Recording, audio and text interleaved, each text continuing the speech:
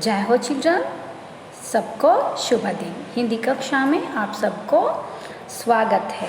तो मुझे आशा है और बहुत अच्छे से एग्ज़ाम लिखे हो। तो हम बच्चों लास्ट कक्षा से पढ़ रहे हैं वर्णमाला यानी क्या है उनके अधिक जानकारी। तो वर्ण यानी क्या है, वर्ण का अर्थ क्या है और स्वर और व्यंजनों के मेल से कैसे वर्ण बनते हैं, इसका अध्ययन हमने लास्ट कक्षा में किए थे। तो बच्चों आज की कक्षा में हम वर्णों के भेद के बारे में, उसके अधिक जानकारियों के बारे में अध्ययन करेंगे। तो बच्चों देखिए, वर्णों के दो भेद होते हैं। कितने प्रकार होते हैं वर्णों के भेद यानी प्रकार? तो वर्णों के दो भेद होते हैं यानी दो प्रकार होते हैं। पहला जो है वो स्वर और दूसरा जो है वो व्यंजन। तो बच्चों आज हम जानेंगे स्वर यानी क्या है। तो स्वर का मतलब होता है स्वर यानी जिन वर्णों का उच्चारण करते समय किसी अन्य, देखिए बच्चों, वर्णों के उच्चारण करते समय किसी अन्य ध्वनि की सहायता की आवश्यकता नहीं होती। तो स्वर्णों का यानी जिन वर्णों का उच्चारण करते समय ध्वनि यानी अन्य ध्वनि की सहायता की आवश्यकता नहीं होती, उन्हें स्वर कहते हैं। तो स्वरों के उच्चारण में वायु मुख से बिना यानी वायु यानी हवा, वायु मुख से बिना किसी रुकावट से निकलती है। हिंदी वर्णमाला में कुल 11 स्वर है। कितने स्वर है बच्चों? कुल मिलाकर 11 स्वर है। ಅಂದರೆ ಮಕ್ಕಳೇ, ವರ್ಣದಲ್ಲಿ ನಾವು ಎರಡು ಪ್ರಕಾರಗಳನ್ನು ನೋಡಬಹುದು. ಮೊದಲನೇದಾಗಿ ಸ್ವರ್ ಮತ್ತು ಎರಡನೇದಾಗಿ ವ್ಯಂಜನ. स्वर ಅಂದರೆ ಏನು?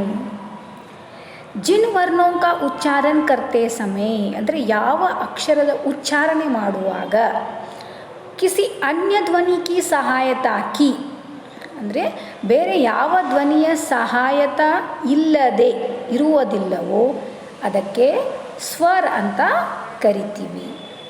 स्वरों के उच्चारण में वायु मुख से बिना किसी रुकावट से निकलती है.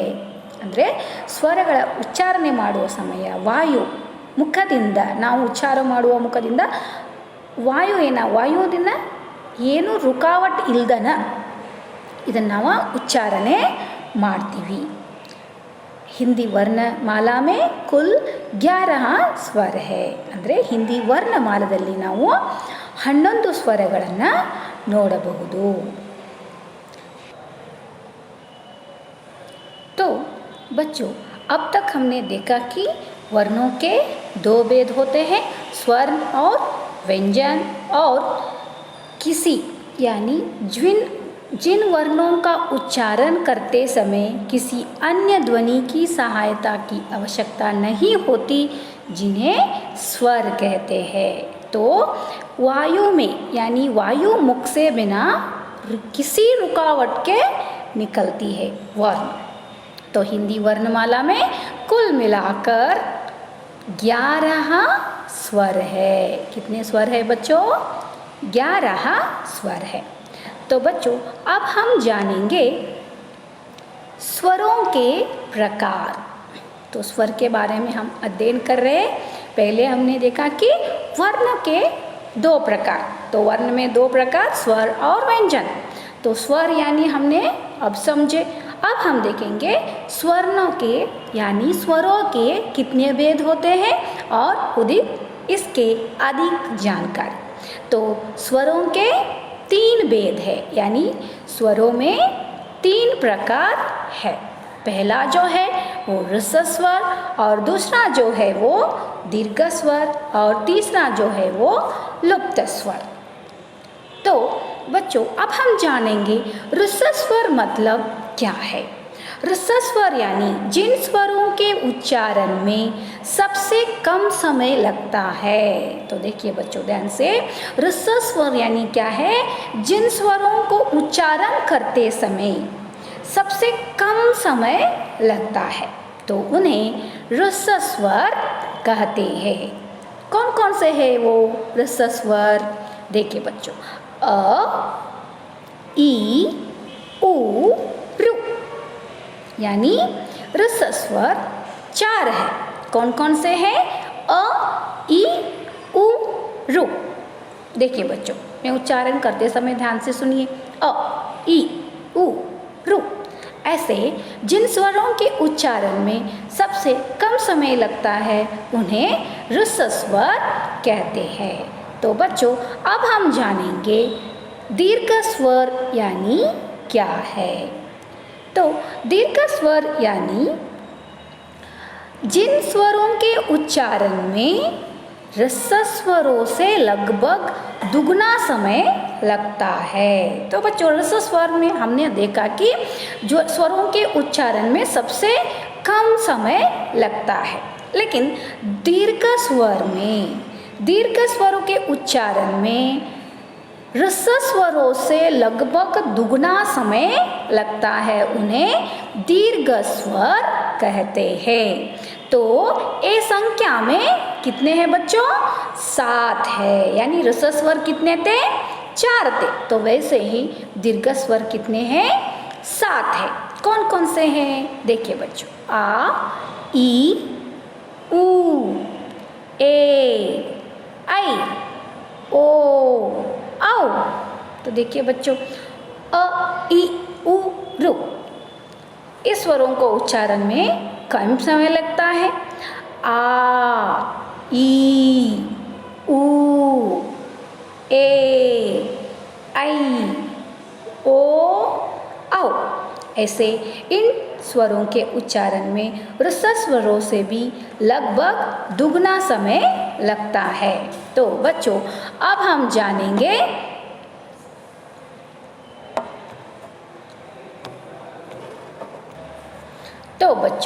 हम जानेंगे लुप्त स्वर यानी क्या है।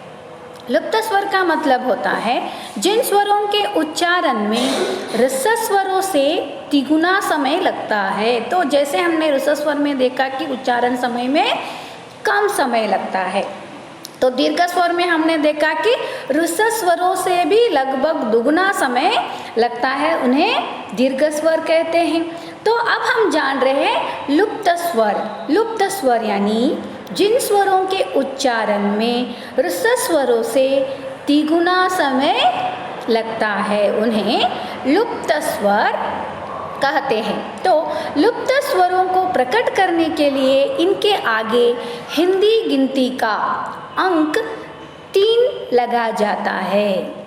जैसे यानी एग्जाम्पल में देखिए बच्चों, ओम, ऐसे राम।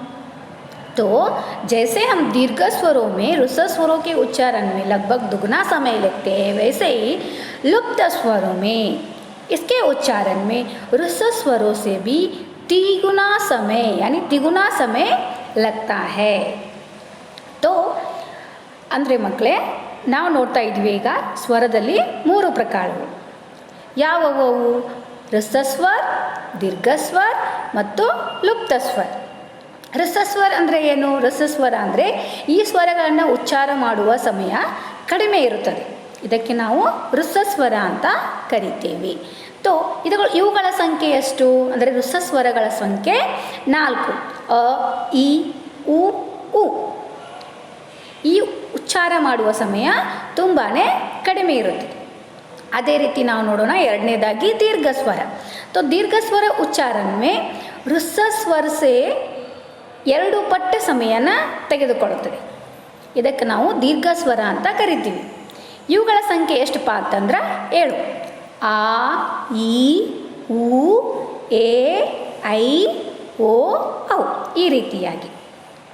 ಇನ್ನು ಲುಪ್ತ ಸ್ವರ ಅಂದರೆ ಏನಪ್ಪ ಅಂತಂದರೆ ಈ ಸ್ವರಗಳ ಉಚ್ಚಾರಣೆಯಲ್ಲಿ ನಾವೇನು ಮಾಡ್ತೀವಿ ಅಂದರೆ ಹೃಸ್ವ ಸ್ವರಕ್ಕಿಂತ 3 ಪಟ್ಟು ಸಮಯವನ್ನು ತೆಗೆದುಕೊಳ್ತೀವಿ ಈ ಉಚ್ಚಾರಣೆ ಮಾಡುವ ಸಮಯದಲ್ಲಿ. ಇದಕ್ಕೆ ನಾವು ಲುಪ್ತ ಸ್ವರ ಅಂತ ಹೇಳ್ತೀವಿ. ಈ ಲುಪ್ತ ಸ್ವರಗಳನ್ನ ಪ್ರಕಟ ಮಾಡುವುದಕ್ಕೆ ಅಂದರೆ ಹಿಂದಿ ಗಿನತಿಯ ಅಂಕ 3 ಸಂಖ್ಯೆಯನ್ನು ನಾವು ಉಪಯೋಗಿಸ್ತೀವಿ. ಹೇಗೆ ಅಂದರೆ ಎಕ್ಸಾಂಪಲ್ ಆಗಿ ನಾವು ನೋಡಬೇಕಂತಂದರೆ ಓಂ राम ऐसे तिगुना समय इसे बोलते समय लगता है. तो बच्चों अब हम जानेंगे स्वरों की मात्राएं.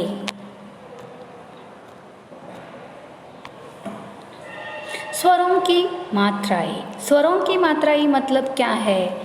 स्वरों का, देखिए बच्चों, स्वरों का जब व्यंजनों के साथ, स्वरों का जब व्यंजनों के साथ संयोग होता है, स्वरों का जब व्यंजनों के साथ संयोग होता है तो इनका रूप परिवर्तित हो जाता है. तो स्वरों के इस परिवर्तित रूप को क्या कहते हैं? स्वरों की मात्रा कहते हैं. तो बच्चों स्वरों की मात्रा यानी क्या है? स्वरों का जब, स्वर मतलब आप जान गए स्वरों में कितने 11 हैं. तो अ आ ई ई उ ऊ रू ए आई ओ औ, ऐसे 11 स्वर जो है ये स्वर व्यंजनों के साथ संयोग होता है. संयोग होना यानी मिलना. तो इनका रूप परिवर्तित हो जाता है. परिवर्तित होना मतलब बदल जाता है. तो स्वरों के इस परिवर्तित रूप को, जो बदलते हुए रूप को क्या कहते हैं? मात्रा कहते हैं. ಅಂದರೆ ಮಕ್ಕಳೇ ಸ್ವರೋं की ಮಾತ್ರಾ ಅಂದರೆ ಏನು ಅಂತಂದರೆ ಸ್ವರಗಳು ಯಾವಾಗ ವ್ಯಂಜನ ಜೊತೆ ಕೂಡಿಕೊಳ್ಳುತ್ತವೆ ಆವಾಗ ಇದರ ರೂಪ ಏನಾಗುತ್ತೆ? ಬದಲಾಗುತ್ತಾ ಹೋಗುತ್ತೆ. ಈ ಬದಲಾವಣೆಯ ರೂಪವನ್ನು ಮಾತ್ರ ಅಂತ ನಾವು ಹಿಂದಿಯಲ್ಲಿ ಕರಿತೀವಿ. तो बच्चों विभिन्न स्वरों की मात्राएं किस प्रकार है? तो अब हम जानेंगे बच्चों. तो यहाँ पे देखिए बच्चों, अ का कोई मात्रा नहीं है. तो क प्लस अ, क प्लस क प्लस क प्लस अ, क, क प्लस अ, क. तो मात्रा युक्त शब्द कैसे बने? कर, क प्लस अ, क. क यहाँ क्या है? क जो है वो व्यंजन है और अ जो क्या है वो स्वर है. तो क प्लस अ यानी क ಮತ್ತು ಅಗಳ ಸಂಯೋಗ. ಕ ಮತ್ತು ಅ ಕೂಡಿಕೊಂಡಾಗ ಕ ಅನ್ನೋ ಅಕ್ಷರ ಉತ್ಪತ್ತಿಯಾಗುತ್ತೆ. तो आवाग कर अन्नो शब्द आयतु. तो मतलब अ का कोई मात्रा नहीं होता. तो क प्लस अ यानी व्यंजन और स्वर का संयोग से क अक्षर बन गया. तो क से कर. ऐसे आप बच्चों आप देखिए आ का मात्रा ए है. क प्लस आ क्या है? का से काम. तो क इनके नीचे जो लगाए हैं वो हम उसे हिंदी में हलंत कहते हैं यानी व्यंजन क. तो प्लस आ यानी स्वर के संयोग से का अक्षर का उत्पन्न हुआ. तो का से काम. तो यहाँ पे देखिए बच्चों ई की मात्रा क प्लस ई की, स्वर और व्यंजनों का संयोग से यानी क प्लस ई की बना. की से किताब. वैसे ही ई की मात्रा इस प्रकार होता है. तो क प्लस ई की से कील. तो वैसे ही उ की मात्रा है बच्चों. तो क प्लस उ क्या है? कु. कु से कुम्हार. तो नेक्स्ट देखिए बच्चों ऊ अब कौन सा शब्द है? ऊ शब्द है। तो ऊ से बच्चों ऊ का मात्रा ए है, तो क प्लस ऊ खू, खू से खूब। रू, ये क्या है? रू की मात्रा है, तो रू से, रू से ये रू की मात्रा है, क प्लस रू क्र, क्र से कृपान। वैसे ही आगे देखिए, ये ए की मात्रा है, तो क प्लस ए खे, के से केसर। ए खोने के बाद आई, आई की क्या है? ये मात्रा है, तो क प्लस आई कै, कै से कैलाश। ओ, ये क्या है बच्चों? ओ की मात्रा है, तो क प्लस ओ को से कोमल। तो वैसे ही बच्चों आगे देखिए, औ, औ, औ की मात्रा ए है बच्चों, तो क प्लस औ कौ, कौ से कौशल। ऐसे हम अलग अलग शब्द बना सकते हैं। तो स्वरों की मात्रा यानी क्या है, मात्रा कैसे लिखा जाता है, इसका अध्ययन हमने किए। अब हम देखेंगे बच्चों अयोगवाह। अयोगवाह यानी क्या है? हिंदी वर्णमाला में अ और आहा ऐसे 3 वर्णों भी प्रयोग होते हैं, जो ना तो स्वर है ना ही व्यंजन। अयोगवाह मतलब क्या होता है? ये स्वर भी नहीं है और ना ही व्यंजन भी नहीं है। ऐसे वर्णों को, ऐसे 3 वर्णों को प्रयोग हिंदी में होता है। एग्जाम्पल आहा, तो इसे अयोगवाह कहते हैं। अयोग यानी क्या है बच्चों? जो न जो स्वर है ना तो ये व्यंजन है, इन्हें अयोगवाह कहते हैं। तो अयोगवाह में हम 3 प्रकारों को देख सकते हैं। जैसे हमने देखा कि हिंदी वर्णमाला में ऐसे 3 वर्ण का प्रयोग होता है। कैसे? जैसे यहाँ पे हमने देखा अम और आहा। तो पहला जो है वो अनुस्वार और दूसरा जो है वो अनुनासिक और तीसरा जो है वो क्या है? विसर्ग। तो अनुस्वार मतलब क्या है, अनुनासिक मतलब क्या है और विसर्ग यानी क्या है, इसका अध्ययन बच्चों हम कल की कक्षा में जारी रखेंगे। जहाँ तक हुआ है वहाँ तक ध्यान से सुनो और समझो। जय हिंद चिल्ड्रन।